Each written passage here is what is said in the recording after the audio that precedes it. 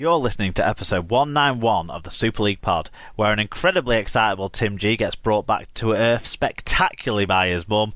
Other highlights include a return to form on your fan reviews on a decisive round of Super League and all the key news, scores and stats from a big week in Rugby League. Get strapped in, kids, it's Super League Pod time.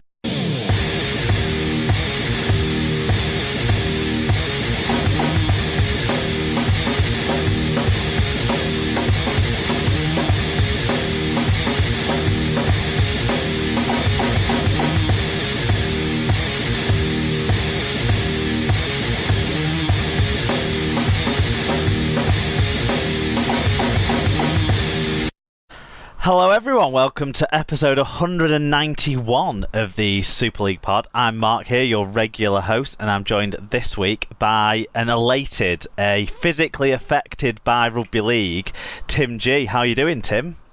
I'm good. I've just about calmed down. You might hear a bit of hoarseness in my voice because after the win and during the game on Saturday, I was just going, this is the Bears against Keighley. Any new listeners, Tim is the ground announcer down at Cov, down at the Big Butt. So go on. And I was, as the game was going on, I was getting more and more hyped into it, going up to 11 and then pushed past 11 into 2006. And I was just going, and it was getting louder and louder and louder and louder. Everything was just building up. Got to be honest, didn't think it was going to hold on. Didn't think we were going to do it, but right at the end, not only did we see the game out, but we then got a try with the last play of the game, which was a fantastic try made by Dante and finished off by Mikey Russell in the corner. And everything went a bit bonkers after that. And, so you had a bit of a rave through the PA system, and you lost your shit a bit, did you? Yeah, very much so. You can actually, if you go on the YouTube and find the highlights, you can hear my voice as I was trying to do my very professional exit and outro and say thanks to everyone for coming and see you again soon. And it was just, I sounded like I'd had about 20 pints, and I was just, see you soon. Just go away. Thanks. Love you all. Love everybody. And it was brilliant feeling just that to get that win. And we're sort of looking around at Ron, the president of the club who I sit next to, who's the timekeeper, and we said with 20 minutes to go, we said it's like an England football match where they score too early. You just know it's not going to last, and we just felt neither of us had the confidence that it was going to happen, and Keighley were really battling, and it wasn't that Keighley were just completely rubbish. They were really going for it, and the Bears must have defended about 10 sets on their line in the second half in a very warm game, and it was just they were just coming and coming and coming. And somehow they just kept coming up with the ball and kept holding them out, and someone would throw their body in, and then Cam Stewart comes off the bench, an 18-year-old prop from Leicester, come from the Midlands Academy, and he comes on and he does a barnstorming run up the middle and ultimately earns one of the penalties that sealed the game. So, because were you depleted at all by because it's been the student Four Nations, hasn't it? And you have a lot of student players, don't you? In so 10 student internationals that were out this weekend. Wow. So because we had players for Ireland, Wales and England. Scotland was the only side that we didn't have a representative in the Four Nations. There's 10 players out. That makes it even more impressive. The Wales head coach was Paul Emanuele, so his training schedule had been affected by the week because obviously he was coaching that 2 days during the week. So he was off there, and Chris Vitellini's his assistant. So they were off there. We've still got some other players out injured as well. So it's probably an entire team that we're missing. So where can people get a hold of the highlights to get a sense of that drama and your shaky end proceedings and all the emotion that you'd expressed? My octave busting performance. It's on YouTube on Coventry Bears TV, or if you search for on my Twitter at Tim G Radio, it's been tweeted out a couple of times on that as well. I've already had a few people at work that I came in this morning that saw it as it got shared around sort of Facebook and WhatsApp groups and whatever. So yeah, it's interesting. And then it was really nice that because it was a Saturday as well, we were able to enjoy it. So I had plenty of time in the bar afterwards to see off a few drinks and really share. And what was nice was the majority of the Keighley fans that I spoke to were nothing but complimentary. Yeah. There were a few that were a bit angry, and there was one ugly incident that I heard of, but I didn't see myself, which just made me angry thinking about it. But other than that, it was everybody was coming up and was being very magnanimous. All the sort of board and staff from Keighley were all being very, very complimentary. So that was brilliant. Excellent, that's amazing. So we'll hear a bit more about the game later on, but I think great insight at the start of the show to what was a fantastic weekend down in Coventry for the expansion of Rugby League. We're going to talk about a couple of feedback discussion points that kind of promised last week. They're kind of centred around the qualifiers in a weird way. So we'll get to those in a second. Then we'll roll through a steady away week of news before recapping a decisive round of Super League and significant games in the Championship League 1, 2. And, Tim, the quiz is back. So everyone will be pleased to hear that we have a quiz this week after it missed out last week due to we recorded a little bit later last week, me and Alan, so we didn't fancy rolling for a quiz at about 11:30 at night. So the first thing I wanted to get to with Paul Chamberlain, who's a really great supporter of the show, but not a social media presence, but he got in touch by email, and he sent us an email to him. He says, given how tight it is at the top of the Championship, I will be interested for your thoughts on the funding structure and prize money available in the competition. Whereas Super League gives everyone an equal split, the loss in revenue for not finishing outside the top 4 is quite detrimental and can work against more sides moving to a full-time squad unless there is a wealthy benefactor in the Championship. Yeah. Do you think there should be some changes to this, both to make the competition more equal? Currently there is a top 6 and a bottom 6, and also to allow the clubs to budget accordingly without the threat of finishing 5th and losing a lot of next season's revenue stream. So what's your take on this? It's a hard one, because especially this season when it's going to be put in the starkest relief, when you've got 6 sides that are equally worthy of finishing in that top 4, in those top 4 spots. I can see both sides. I can see the old argument that there should be some form of reward the higher you finish. So there should be some form of improvement. So how it works in the Championship, it works very much on that laddered basis, doesn't it? The top 2 pretty much get half of the sort of central distribution that Super League clubs get. Then it sort of tapers down as you go down, but it ends up with the bottom teams and the teams that have just come up from League 1 basically getting barely anything. I think it's around about 200,000. I think is the average of the bottom guys, whereas the top guys average around about 600,000. And when you think about wage bills, even at a part-time level, 200,000 doesn't stretch a huge way. No, exactly.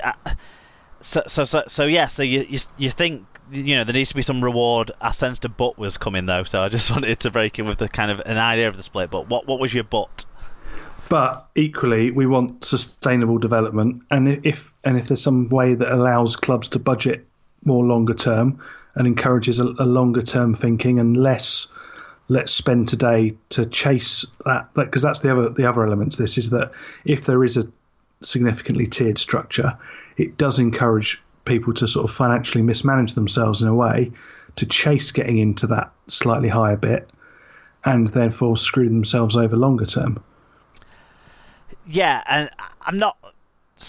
We've seen that a little bit with the Bradford Bulls when they tried to bounce straight back.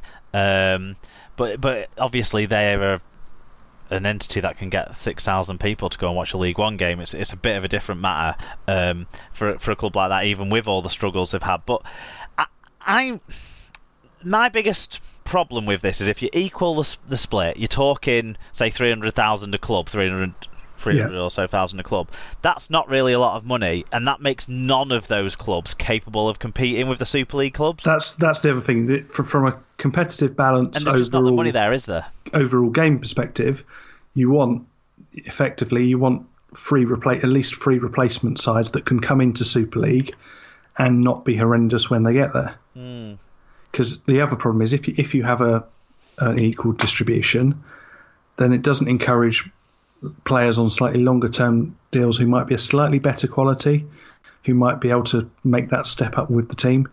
Yeah, and then you can build round when you get there. So that it is a really hard one. I don't think there's an easy answer to it. But lots I think of people, and Paul did do this as well, will point towards getting some more TV revenue in and that sort of stuff, a broadcasting deal specific to the Championship, maybe that can bring in more funds. But I kind of feel that's pie in the sky thinking. I don't think that interest is there. Like when Premier Sports were paying for the rights, for example, Premier Sports forewent their last year of their contract, so they paid up the money for the last year of the contract because it was costing them too much to run the outside broadcast to give the kind of coverage that the they wanted to get, audiences were demanding at the time. Now maybe we've shifted a little bit with the demand and enjoyment of streaming now, that you can probably run the coverage a lot cheaper, but those people who can run it cheaper aren't going to have the money to put into it to earn significant money. And the reason the Championship clubs are even getting what they're getting now is because they were linked into this Sky deal. And okay, we all want more Championship games on the TV. I think that's, all of us would say we want that who follow the sport and have enjoyed what Championship action we have seen. I mean, there's some exciting teams in that division. You just look at Toulouse, you look at Lee, and we're not seeing those teams hardly ever. You've looked at London in the first half of the season and even again now. I think this also links back to my age-old point. And there's been some close games in the bottom end of the table as well that have been really, really exciting. So we all want to see more of the Championship. But when you look across the crowds and the teams are drawing, three-figure crowds, it's not. There's no interest there. It isn't there. So people aren't going to be paying a ton of money for these revenues. There's no deal out there. There's no. As far as I can imagine, there's no deal out there that's going to bring about not that level of funding of 600, 700, 800,000, which is minimum you'd need to be able to run a full-time club, I would think. And part of it goes back to my age-old point that I've repeated on the show about 20 times now, which is we compete with ourselves too much and we don't give ourselves the room to breathe. So part of the problem, in a way, on the crowds of the Championship is just the overcrowded schedule of a weekend, and of even the dedicated rugby league fan who is based in the right area where they can get to 2 or 3 games. A lot of the time they can't because the fixture schedule completes with itself. So you're clashing instantly. And then is it the same people, and of course it is, that are then going to be watching it on TV or going to be your advocates for it to get more people watching it? Of course it is. So it's and then you get your diehards of your Super League clubs who want to go and watch their 19s or their reserves, and everyone's saying we need more reserve women's football. Side now. Well, we have more reserve football. You're not going to rock up to Fev if you're a Leeds fan, or Swinton if you're a Wigan fan, or Sheffield even if you're a Saints fan, maybe, I don't know, but you're not going to rock up to these places to pay and go and watch 3 or 4 of your talented young kids on dual reg if there's no dual reg, if there's just reserves. And there aren't enough Brian Davies out there who are going to go to every game, are there? No, exactly, We have had a few views in on some of the Championship games later on for people who went as neutrals, and I recommend going to Championship games as neutrals. You get a lot of entertainment for your probably usually less than £20 entry fee. I was able to go to London Broncos against Lear in the year, and that was definitely a thing. But again, it's the same point that I was looking down the Broncos fixture schedule, and there was about 2 weekends that weren't clashing with 5 other things.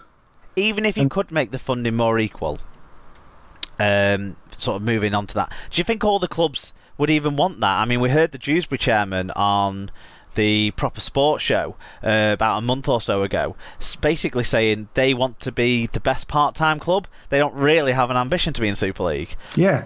I mean, so why do they deserve the same amount of money? Why does Rochdale, who hasn't produced a junior through their own system, or